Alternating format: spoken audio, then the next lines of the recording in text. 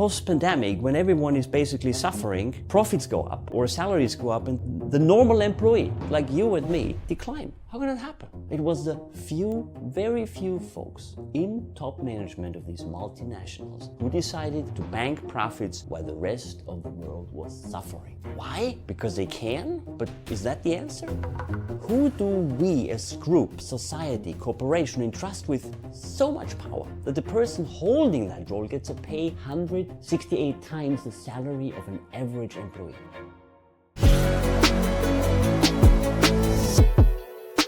Welcome everyone. Welcome back to the next episode of The Mammoth in the Room. Nicholas Bocconi, CEO of Mammoth Leadership Sciences. Unbelievable, it's already episode 12. I hope you like it so far. And if you don't, tell me what we could do better, because we're at the beginning of everything and on a still steep learning curve. Equally important, if you like it, tell us as well. Give us good reviews. Then we know we should continue in the way we do. As always, I say it's equally important to know what you don't and what you indeed get right. The first one offers chances for change, and the second one chances for repetition and improvement. And as we are still on the learning curve, we are also still in the process of trying out some things. Today is one attempt, and for that we are breaking the rhythm a bit. And the reason is simply because every now and then I believe it makes sense to give the podcast the opportunity for a reality check. A kind of from theory to practice approach. And what's the best way to do that? Well, as the saying goes, the best stories are created by life itself. So let's dig into some breaking news, real world examples, or maybe not so good examples of leadership, and follow the motto to never let a good crisis go to waste. And in order to do so, we'll explore, as we always do, the intersections of leadership, psychology, and the science behind human behavior, using a real-life occasion which is currently up front and center in the news: corporate greed and the people who lead the way in this. And I want to apologize at the beginning. This episode is a longer one. One, because it's important to address it. It affects us all. And two, because I admit I really do have fun with this one. So what we are going to do is we cut it in half. There is a first part this week, more on the overview level, calling out the fundamentals of the challenge. And there will be a second part next week, where we will explore one specific major case of corporate greed, which we will decipher based on what we discussed today. We try this out. So if it's too long in general and or cutting in half doesn't help, let me know. Again, still very much on the learning curve. So how do we start this? Why did I decide on these episodes? Well, I found two very interesting articles which are currently in the news. The first one, published in the Harvard Law School Forum on Corporate Governance, called An Early Look at CEO Pay Trends from Praxis Season 2024, with some interesting stats. One, that the CEO pay trends post-pandemic going up, while median employee compensation going down. Two, in addition to that, the decline in compensation among median employees, along with the rise in median compensation among CEOs, results in a different CEO pay ratio. Median pay ratio held relatively steady from 2019 to 2022 with 186 to 1. Can you just imagine? 186 times more than the average employee. But it increased significantly in 2023 by 26%, reaching a ratio of 251 to 1. I mean, can you just imagine this for a moment?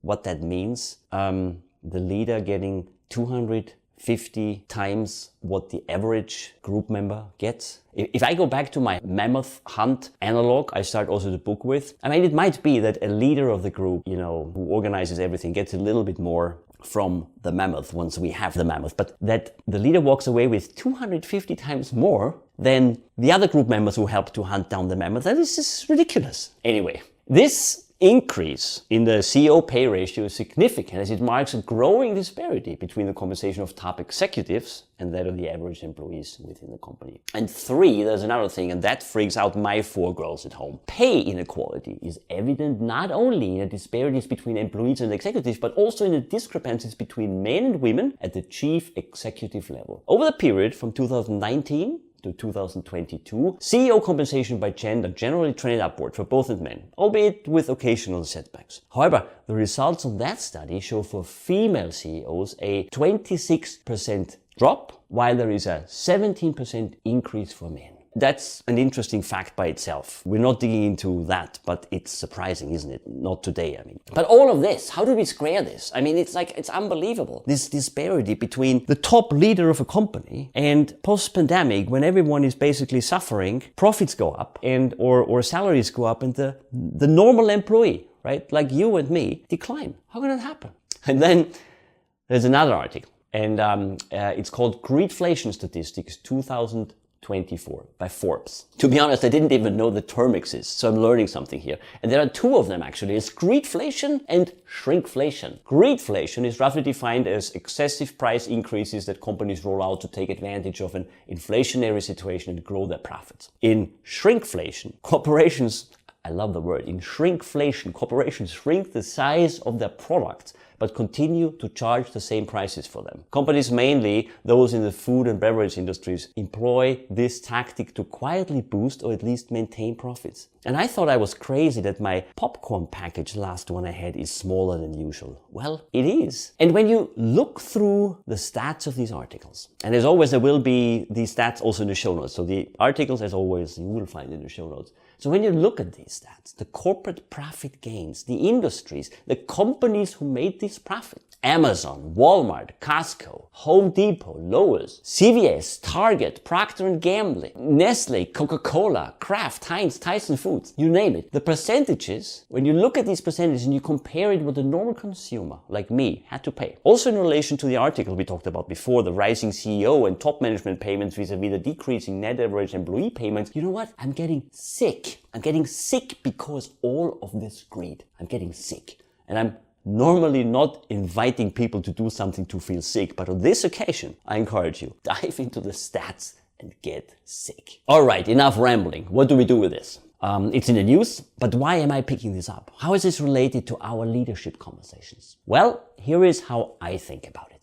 As we clearly outlined in the first episodes of The Mammoth in the Room, we established that any business decision since the beginning of time, or beginning of businesses, until today, around the globe, 24/7, is nothing else than the manifestation of human behavior of the people who made these decisions. It's not the corporation which made this decision to bank profits while the consumers are suffering. That corporate structure is a hiding place, or for the very few folks who are responsible for these decisions. It was not the tens of thousands of employees of these large multinationals who decided together to ramp up the prices. Hell no, because they also have to pay more while their net income is decreasing based on the stats we discussed. No, it was the very few folks in top management of these multinationals who decided to bank profits while the rest of the world was suffering. Why? Because they can? But is that the answer? Not really, because the ability to can do this comes rather with the role, right? So who do we as group, society, corporation entrust with so much power that the person holding that role gets to pay 168 times the salary of an average employee? And what is the expectation we put into these leaders? Obviously, they are in these roles because they should up the business success of the company, basically up the profit, right? That's why we chose them. And well, to be completely honest, I would be the utmost least qualified person for these roles. Simply because I would literally feel bad earning so much in comparison to the average employee. 168 times more? Really? Assume someone would contact me asking, would you be interested in becoming the CEO of company X? And we pay you 186 times more than the average employee. What would I say? I would probably speak to myself first in the following way. I would first ask myself, what would I do in a role like that? I could do a lot of good things for the employees in this company, could do a lot for the communities this rich company is in. And yes, that's a way to high salary, but if you don't take this role, someone else would take it, and that person might want to even earn more and do less for the people. The other person could earn more by increasing the profit, as CEO biggest checks come from performance and profit gains, upping therefore the 186 times the average employee salary to 257 times the average employee salary, as we saw before in the publication of the Harvard Law School Forum on Corporate Governance. And that is even worse. So I would take the offer and accept. I would go back to the guy who asked me and I would say, yes, I take the role. But I don't want to up the profit because we're in or just getting out of a pandemic. And our customer, the average guy, is suffering enough. So one of my first decisions is this: let's stop the profit taking during these difficult times. However, then the guy would say, sorry, Mr. Nicholas, then you don't get the job. Because the reason why we give you the job is because we want you to make decisions which up our profit, no matter if we are in a pandemic or not. Because if you don't, then our stocks go down and our investors would pull out and then the company goes down. Also, because the average guy on the street who has to pay more for his or her life would not invest in our company anymore and sell their stocks. Mr. Nicholas, you're disqualified and I'm out. So, who's the culprit? The one who ups the profit to keep the stock moving upwards even at times when the consumer is suffering while making a person fortune for him or herself in peril? Or is it the average guy on the street like me who complains about high prices, unsustainable cost of living, my own net income in comparison to the increasing CEO paycheck going down, but at the same time pulling my investment out of the stocks of that very profit increasing companies I complain about when they indeed would stop increasing their profit? So is it me? Or is it the society in its entirety to let all of this happen because we don't have the right policies, regulations, etc.? Goodness, this is really complicated.